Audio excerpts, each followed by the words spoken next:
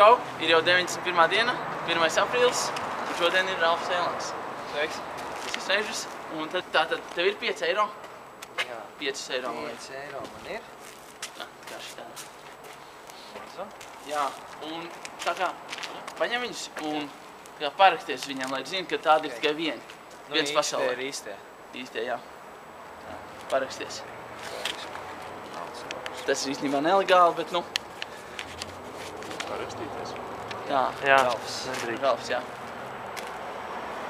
Un šis nav kā triks īstenībā. Tas ir tikai tā kā joks. Jā.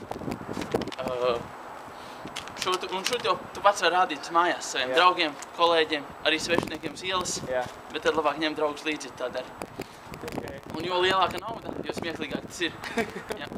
Un parasti tam, ka mums to rāda, tas neliekas smieklīgi. Man tas liekas nepārspējami. Nu, apsteidz, cik skaisti. Jā, forši. Nu, labi sanāca. Tagad man jāšķirās, jā? Tā, paldies. Nē, tur, es tev parādīšu vēl kārštriku. Ok.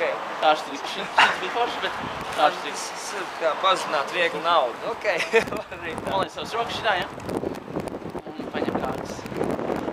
Bet te nav kārtas. Te ir viena naudas sīma. Paņem to apsties. Tā vējā. Tā ir manējā. Yes! Un ir pat pildi. Nu jā, no mans paraksts. Ļoti labi, vecais. Paldies.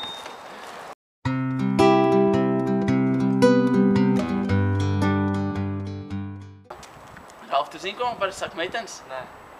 Kā tu zināji? Normāli, saplēšu piecīt vēl parēts pa mani. Super. Pa mani jau, labi.